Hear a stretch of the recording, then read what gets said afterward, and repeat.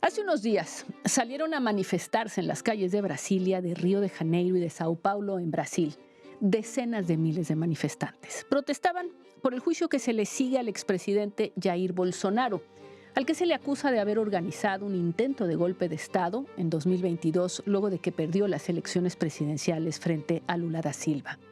Por este juicio, Donald Trump decidió castigar al gobierno de Lula, imponiéndole aranceles extraordinarios a Brasil del 50%.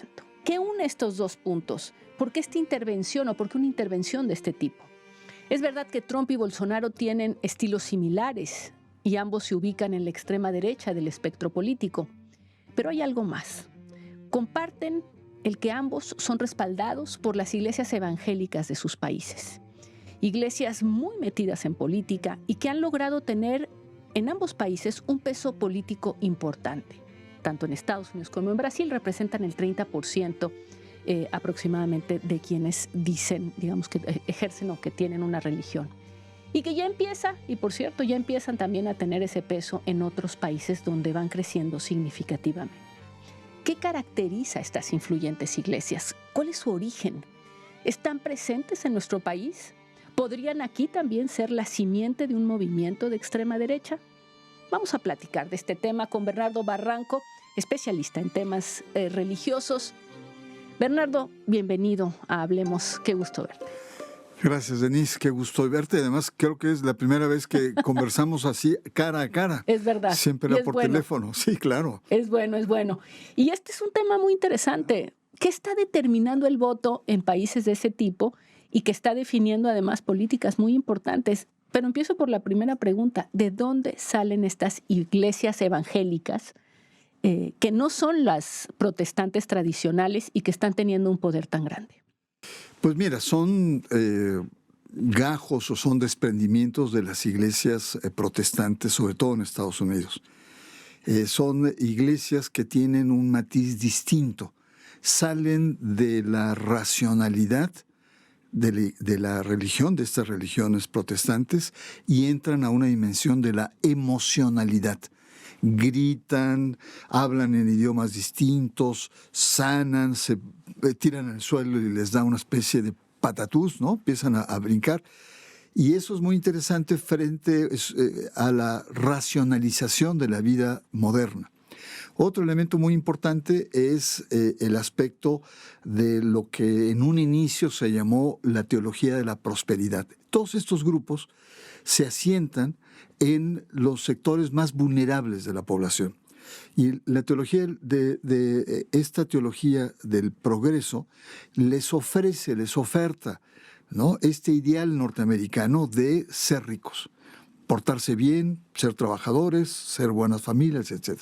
Ahora, tiene contenidos muy conservadores, contra la mujer, contra el aborto, todo ese tipo de cuestiones típicas de movimientos de ultraderecha. Dime, ¿cuál es el origen? ¿Cuándo inicia, digamos, este tipo de iglesias? Entiendo que les llaman neopentecostales y que tienen una especie de, digamos, leen la Biblia de forma literal. No es una figura, no es una metáfora, es tal cual lo dice la Biblia es. Sí, esto también se da en el mundo protestante, lo que se llama los fundamentalistas, es decir, no hay mediación, lo que dice la Biblia lo es. En este mundo de los pentecostales hay una gran división. Son los pentecostales y luego lo que se llaman los neopentecostales, que es una generación posterior, no es la continuidad, sino tiene las características de no ir tanto a la gente popular, sino también estar en sectores de clase media. Y son movimientos que han venido creciendo de manera impresionante, ¿no? Sobre todo Brasil. Brasil es como el laboratorio religioso de América, ¿no? ¿Por qué? Porque imagínate que en los años 70, principios de los 80, solo había un 5 o un 6% de porcentaje de estos grupos. Ahora se dice, ellos dicen, incluso en el documental que vamos a comentar, en ese documental se dice que son 36%. Que es un crecimiento bárbaro en 40 años.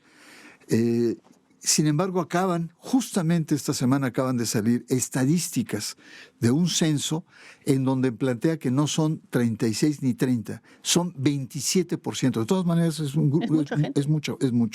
Estamos hablando de iglesias como la Asamblea de Dios, que son 12 millones, y estamos hablando también de la Iglesia Universal del Reino de Dios, que se llama Para de Sufrir, que tiene 7 millones. Ahora, a mí lo que me parece interesante es que hay una historia detrás de esto y que justamente este documental que se puede ver en Netflix, que se llama Apocalipsis en los Trópicos, y digamos el tema central de Apocalipsis en los Trópicos es que Jair Bolsonaro, este presidente de extrema derecha brasileño, en realidad llega al poder como una especie de marioneta de las iglesias protestantes de este tipo, evangélicas de este tipo, y es muy impresionante. Su esposa la practicaba, lo convierten a él y en realidad, digamos, Bolsonaro es el brazo ejecutor de estas iglesias y de su agenda. Pero a mí lo que me llama muchísimo la atención es que son iglesias muy metidas en la política y entiendo que esto empieza en Estados Unidos y que hay una relación entre Estados Unidos y Brasil. Y esto no solo en este país, simplemente es el laboratorio. Pero cuéntanos eso, ¿cómo es que estos televangelistas muy, muy escandalosos, hay uno que se llama Bill Graham, deciden mandar gente a Brasil para detener en plena Guerra Fría el temor al comunismo y a sus valores? Cuéntame eso. Sí, mira, hay lo que se llama el informe Rockefeller. Rockefeller, un millonario, hace una visita a toda América Latina, a diferentes países de América Latina, y regresa muy preocupado porque en los años 60, el documento sale en 69, y recomienda al gobierno de Estados Unidos que haga algo para frenar el avance de la teología de la liberación. Las iglesias católicas se estaban yendo y estaban convirtiendo en grandes movimientos populares. En Brasil ¿Sí? fueron cerca de 90,000 comunidades de base, que es el fundamento, las bases del futuro PT. Ahí estaba Lula en ese tiempo. Él era líder de los obreros católicos en ese país. Entonces, hay toda una conmoción y hay mucho apoyo, hay visitas. Ahí entendemos la visita de Graham no solamente a Brasil, sino a diferentes países de América Latina. Ahora es impresionante las imágenes de él en Brasil, con todo un estadio de Maracaná abarrotado. ¿No? El Dios, dicen, el Dios de los evangélicos. Así es. Entonces, tenemos varios factores.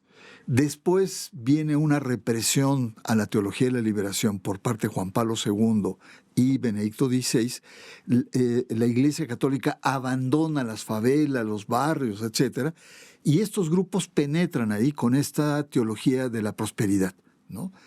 Y entonces la gente no es tonta tampoco. La gente no es tonta de decir, ay, pobrecitos, fanáticos, ¿no?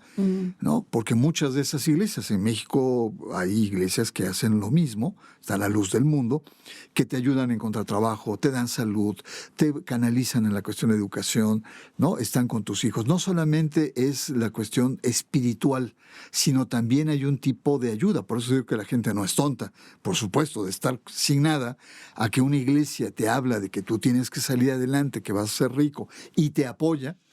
Eso es interesante. Ahora, lo que es interesante es, tú dices, la Iglesia Católica con la teología de la liberación hace un trabajo de base, lo hace también en México.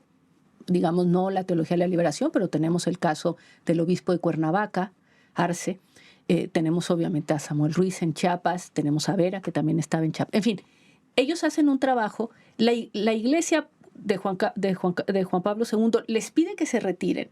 Se retiran, el Estado tampoco ocupa esos espacios para ayudar a la gente y llegan estas iglesias a hacer un trabajo muy de base y a sustituir a estructuras que en el fondo pues permitirían, digamos, un avance en la vida, una prosperidad para las personas. Es interesante porque es un trabajo que hoy vemos el fruto que está rindiendo. Tú lo que me dices es, Lula hoy en Brasil contra Bolsonaro, en realidad es la herencia de un catolicismo que decide retirarse, ¿no? Con el tema de la teología de la liberación, y después está Bolsonaro y esta extrema derecha muy fundamentalista de los cristianos. O sea, la verdadera disputa es entre religiones. Sí, ¿no? Incluso Lula lo llegó a reconocer en el último proceso electoral. Él se decía laico, se decía distante, que no iba, pero ante el avance él tiene que escribir una carta, porque hay una guerra sucia en la campaña, ¿no? Muy, digamos, lo que muchos teóricos han llamado una estrategia de pánico moral. Lula va a abrir los baños para hombres y para mujeres, ¿no? Que causó mucho escándalo. Lula no es ni católico ni es cristiano, es el candomblé, ¿no? Religiones africanas. Lula va a llevarse a los niños en barco a Rusia, viejas estructuras mentales de la Guerra Fría, ¿no? Y así. Entonces Lula tiene que hacer una carta diciendo, ¿no?, que él va a respetar, etcétera, etcétera, y aparece, porque también hay que decirlo, estos movimientos no son homogéneos. Hay diferencias entre ellos. La Asamblea de Dios, que son 12 millones, en realidad son alrededor de unas 70, 80 iglesias que se reúnen en conferencia. Y algunos apoyaron a Lula. En nuestro personaje que sale en el documental que Malafaya. Recomendamos, ¿eh? Pues, por supuesto. Y en Brasil ha causado un revuelo y ha causado debate. Malafaya, ¿no? Este pastor muy agresivo, muy violento, sí, muy estridente. Son personajes que tienen estructuras no tan grandes, pero él es un teleevangelizador, utiliza la televisión, utiliza los grandes medios, da muchas conferencias, etcétera. Y él se hizo famoso apoyando y siendo uno de los asesores predilectos de Bolsonaro. Pero en realidad, ¿qué fue lo que pasó? Que el que salió ganando fue él, porque Bolsonaro lo hizo famoso a este pastor evangelista. Y ellos están encontrados. O sea, si tú ves la Asamblea de Dios y la Iglesia Universal del Reino de Dios, son conformaciones muy parecidas, ¿no? Pero son competencia. Es decir, compiten por un mercado religioso. Claro, compiten por las personas en tanto religión, pero están juntos en el tema político. Entonces, impresionante también aparece ahí que ya está el bloque de los cristianos en el Congreso tiene 149 curules. Me impresionó lo que se ve ahí. Pero déjame hacerte otra pregunta, porque aquí lo que aparece es que el temor a la teología de la liberación, al comunismo, planteado de manera muy pedestre, provoca el envío de 3,000 misioneros cristianos estadounidenses evangelistas a Brasil, y efectivamente pasan del 5% al 26% que tienen ahora. Estaríamos hablando de una intervención de un país extranjero pues muy exitoso, más exitoso políticamente que una intervención militar. Esto es realmente ir ganándote a las personas para conseguir... ¿Cómo entenderíamos hoy que un Trump puede poner un castigo de esta manera como un arancel, si no es porque ahí hay una confluencia de estas iglesias y de los apoyos que dan de tal magnitud? Eso es una intervención exitosísima. No, y tú ves lo que está viviendo hoy Brasil con el ascenso de la ultraderecha, que tiene dos flancos. Uno interno con esas iglesias, ¿no?, con estas manifestaciones, que es increíble que miles festejen un arancel al país del 50%. Con todo lo que representa para la agroexportación, que es lo más fuerte, café, ganado, etc.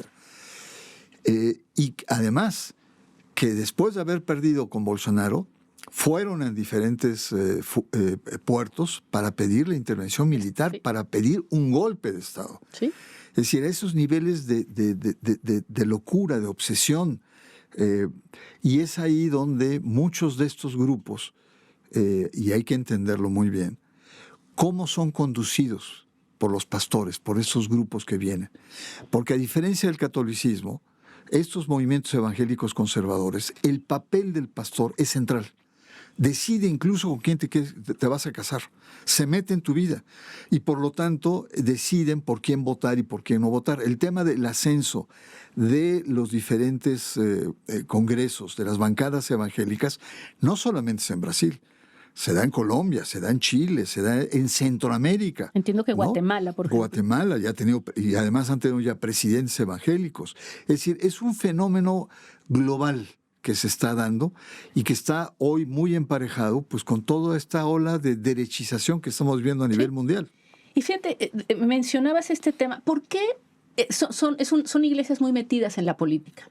En esta lectura literal que hacen de la Biblia, me sorprendió, pues, por ejemplo, que ellos se van siempre al texto de la Biblia para fijar sus posiciones respecto a todo. Y escuchaba que muchos de ellos consideran que fue una equivocada lectura de la Biblia, de los textos, el considerar que al César lo que es del César y a Dios lo que es de Dios, que se ha entendido en la historia generalmente como pues lo terrenal que lo decida el gobernante y que lo espiritual se le queda a la iglesia. Ellos dicen, no, está equivocada esa lectura. Nosotros, eran solo los impuestos de lo que se trataba en ese fragmento, digamos, de la Biblia. Lo que nosotros tenemos es que hacer que en este momento, en nuestra vida, las reglas o la visión del mundo de la Biblia se haga realidad. Es realmente la Jerusalén celeste en la tierra, ¿no? Y esto tiene implicaciones. Ahí buscan la respuesta a la migración, ahí buscan la respuesta frente al tema de los géneros o no, del género. Es decir, realmente son iglesias muy políticas. Claro, y manipulan el Evangelio, porque muchas de estas formas es una lectura ideologizada, es lo que les conviene a ellos, y además cometen errores tremendos también a la hora de hacer ese tipo de lectura. Es el tema como por ejemplo el Apocalipsis, ¿no? Ah, claro, que es importantísimo para ellos. El Apocalipsis, además es el título de nuestro documental, ¿no? El Apocalipsis en los trópicos. Y el Apocalipsis, la lectura que se da es una revelación que cuando hay 1000 años de paz es cuando viene el reino de Cristo, cuando se acaba el mundo como lo conocemos y se instaura una segunda venida de Cristo. Y muchos de ellos lo que plantean es la lectura al revés. Es decir, que el Apocalipsis viene cuando todo es caos, cuando hay amargura, hay tristeza, hay abandono, es un momento entonces Dios llega y castiga a los buenos y a los malos. Es decir, entonces cuando todo nos va mal es un buen signo, está por llegar Dios. Por eso es que su lectura es muy negativa para todo, ¿no? Los gobiernos están mal, en realidad son muy antipolíticos, pero son políticos para ellos. Entonces es muy interesante porque las lecturas que hacen, y son lecturas porque no es una sola, son diferentes, van en esa perspectiva. Entonces la política es como una mediación. Y que lo vemos, por ejemplo, aquí, no nos vayamos muy lejos, Verástegui. Es instaurar el reino de Dios en la tierra, es instaurar a Dios en el centro de la conducción de una nación, de una cultura. Esta cultura es guadalupana. Por lo tanto, ellos están en esa lógica. Es Dios, en el fondo, Denise. Es un integrismo. Es una perspectiva teocrática integrista, por supuesto. Digamos, de lo que se le critica al Islam, que es tratar de que se aplique, los textos de Mahoma en la vida cotidiana, es lo mismo. Ahora, me interesa esto de las malas lecturas, porque hay una lectura de parte de estos pentecostales o de estos evangelistas que tiene impacto en otra cosa que estamos viviendo hoy en día. Este apoyo irrestricto, incondicional de Trump a Israel no es que esté apoyado nada más por los judíos de Estados Unidos, está apoyado por los cristianos de Estados Unidos, por estos evangelistas que hacen una lectura de la Biblia en el sentido de que Israel es fundamental para Dios. Entonces hay que defender a Israel. Esto hace que, por una lectura también de la Biblia en donde Israel no es el Estado de Israel, sino es Israel como se lee en la Biblia, los cristianos son fuertes, apoyadores de Israel, haga lo que haga, como en este momento, y le piden a Trump que sea incondicional de ellos. Hay un peso ahí también de los cristianos. Hay una lectura y hay una equivocación. Tú lo has dicho muy claramente. Una cosa es el pueblo de Israel, el pueblo elegido, donde todos los cristianos, católicos, evangélicos, protestantes, etcétera, lo asumen. Y otra cosa es el actual Estado de Israel. Entonces, cuando se plantea este tema, hay una confusión ideológica muy espesa, ¿no? Porque una cosa es apoyar las atrocidades que está haciendo el Estado de Israel en la región, y otra cosa es ese pueblo, que incluso ese mismo pueblo no está tan de acuerdo con lo que está haciendo Netanyahu. Entonces, esas posturas ideologizadas que caracteriza a este mundo evangélico conservador. Y como eso hay muchísimas otras cosas. Mira, yo nada más quiero darles esta cita. Mike Johnson, el presidente de la Cámara de Representantes de Estados Unidos, dijo: siempre apoyaremos a Israel porque es lo que las escrituras nos piden que hagamos. Y esto pues nada más para dar una idea del poder que estos grupos tienen en la política y en los grandes temas de hoy. Y por eso, déjame ir a México, ya lo mencionabas. ¿Qué pasa en México? A diferencia de Colombia, de Brasil, de Centroamérica, no da la impresión de que aquí hayan crecido así estos grupos. Y lo primero que te tengo que preguntar es ¿por qué? ¿Por qué México no, digamos, vamos a ponerlo, la Iglesia Católica ha resistido más que en otras partes? ¿A qué lo atribuyes? Mira, fundamentalmente es la educación laica que hemos tenido, ¿no? Es este discurso que está empezando a desequilibrarse, que es el Estado laico, ¿no? Un Estado que separa muy bien lo religioso y el mundo. Y otra cosa son las historias de conflictos que hemos tenido. No podemos olvidar que las 3 grandes guerras internas que hemos tenido, lo religioso ha sido un factor fundamental. ¿La cristera y cuál otro? La cristera, la invasión francesa, que fue atraída por la Iglesia, y la guerra de Reforma, ¿no? Son 3 guerras en donde el factor religioso, la Iglesia Católica, ha perdido y por lo tanto tiene una postura del derrotado. Y otro aspecto muy importante es que también la derecha no ha sido lo suficientemente lúcida frente a esto, ¿no? Pero no quiere decir que no estén ahí. Y no quiere decir que los menospreciemos, ¿no? En Argentina nadie daba un cacahuate por Milei 6 meses antes del proceso electoral. Era una caricatura. Pero ¿a poco también tiene apoyo religioso? También tiene apoyo religioso. No sabía. Los sectores conservadores lo han apoyado.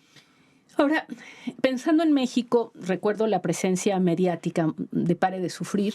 No siento que eso les haya redundado la inversión que hicieron, creo. Sí. Pero habría que preguntarse. La otra que hay es el tema de la Iglesia La Luz del Mundo, que no es propiamente evangélica, entiendo, pero es pentecostal, neopentecostal. Ya. Neopentecostal. Y que sí, la de La Luz del Mundo, pues sí tiene un peso ya en una región como es Guadalajara significativo. Hay gente en la política, ya tienen jueces. O sea, ellos sí han avanzado. Ahora, están en una crisis porque su líder está preso y es una iglesia muy vertical, acusado de pederastia, de abuso, incluso de tráfico, de lavado de dinero, etc. Y sí está viviendo un momento difícil, pero tiene las características típicas. Ahora, lo curioso es que nace bajo el apoyo del PRI, de un PRI juarista. Entonces, es una iglesia laica. Es una cosa increíble. Es una iglesia que reivindica, por un lado, la importancia de lo religioso en la política, que es una medida, digamos, incluso de protección frente a lo católico, y por otro lado es una iglesia que defiende la laicidad.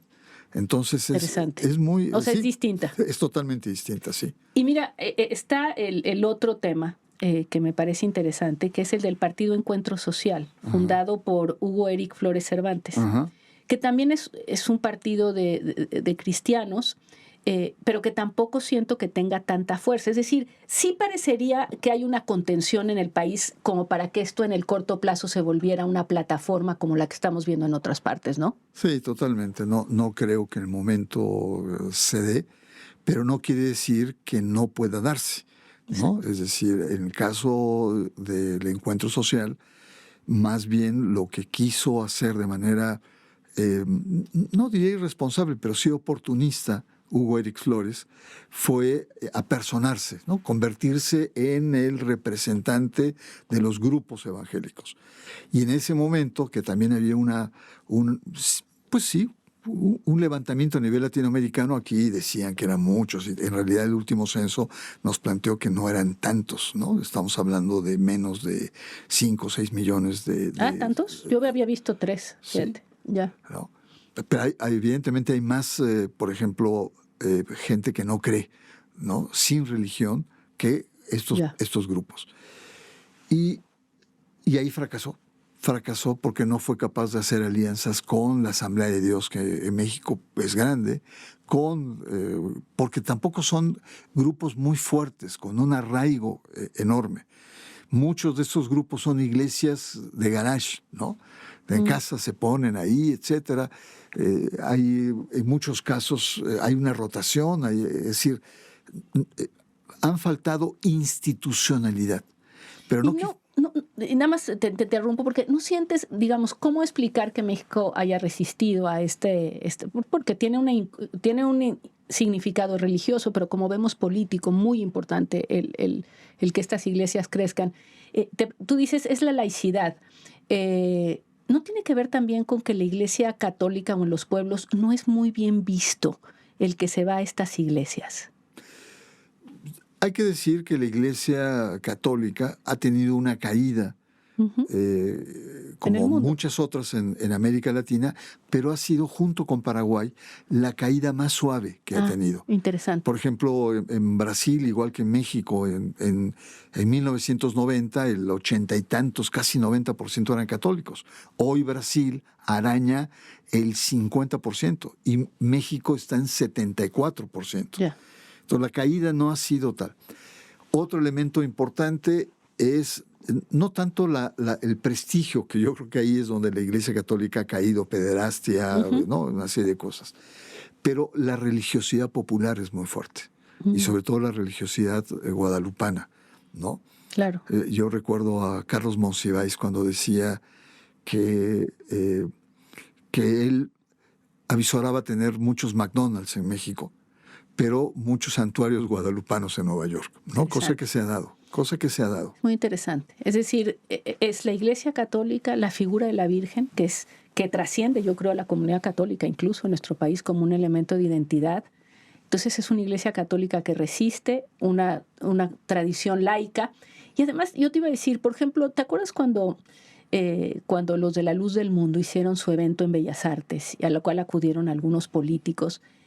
La reacción general cuando se supo hacia los políticos que acudieron y en general el simple hecho de haber prestado Bellas Artes fue devastador. Así es. Sí, fue una reacción laica, diciendo cómo es posible que el recinto por excelencia de la cultura mexicana se preste para un acto religioso, ¿no?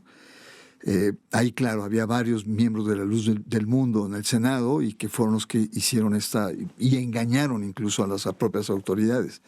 Pero la reacción, en muchos casos, fue de linchamiento. Totalmente. ¿No? De linchamiento. Y eso te marca un poco los límites de cierto aventurismo evangélico de meterse de lleno al mundo político, ¿no? Es cierto, la Iglesia Luz del Mundo y otros colocaron ministros acá, tienen diputados allá, etcétera, pero es más como movimientos hasta medio semiclandestinos, subterráneos, no son abiertos. Sí, no lo reivindican. Exactamente, ¿no? Mira, me parece interesante para terminar nada más lo que tú dices. No ha pasado, pero hay que tener cuidado. Hay que tener cuidado. Y digamos, el diagnóstico que tú haces es la razón por la que esos grupos han sido exitosos en ciertos lugares ha sido el abandono. Generalmente del trabajo social, hay que decirlo, del trabajo social tanto del Estado como de la Iglesia Católica, simplemente la empatía hacia sectores muy vulnerables, porque estas iglesias no se esparcen en las élites, realmente se van a los lugares más vulnerables, incluso a los más vulnerables de los vulnerables. Sí, no, hay que ver acá, sobre todo el caso de Brasil. Brasil todavía hasta los años 70 estaba dominado por dictaduras militares. ¿Sí? Había un descrédito del Estado.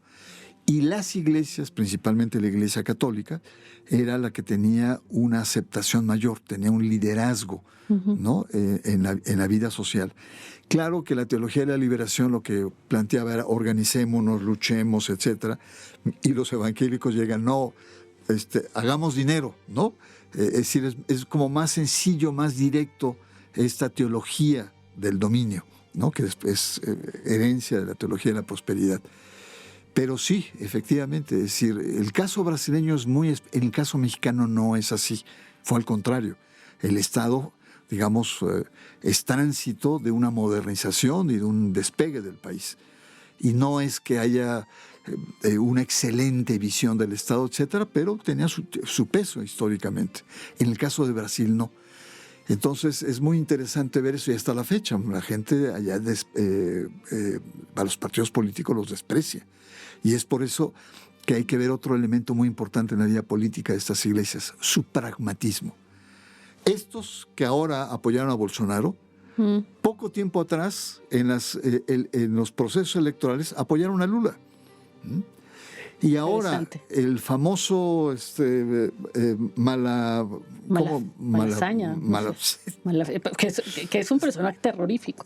La crítica que hacen en Brasil es que el documental le da demasiado espacio a este señor. Y que en realidad no lo tuvo. No lo tiene, ¿no? Esas son un poco las críticas que yo he escuchado, los ecos ahí de los brasileños. Bueno, lo interesante es que así como encendidamente apoyaba a Bolsonaro, apoyaba a Lula, ¿no? Y se van de un partido a otro. Y ahora mismo, al final del documental, se ve que le da con todo a Bolsonaro. Dice, tú tienes que estar acá. E incluso dice, Lula se quedó y resistió la cárcel. Y agarró el avión y se fue en el momento en que lo iban a acusar. Pues muy interesante y sobre todo también para estar muy pendientes, porque los fenómenos políticos tienen raíces que vienen de hace 40, 50 años y que esos trabajos de fondo, como el de los evangélicos, de repente nos topamos con un Brasil tan a la derecha y nos sorprende. Pues no nos sorprenda. Han hecho un trabajo con una visión del mundo que seguramente no compartimos, pero que tiene consecuencias y a nivel internacional, incluso con este apoyo de Estados Unidos a Israel y el castigo a Brasil. Pues Bernardo, te agradezco muchísimo. Estemos pendientes, ¿no? Un placer, claro que sí. Y seguimos hablando. Gracias. Al contrario. Gracias. Bueno, nos vemos la próxima aquí en Hablemos.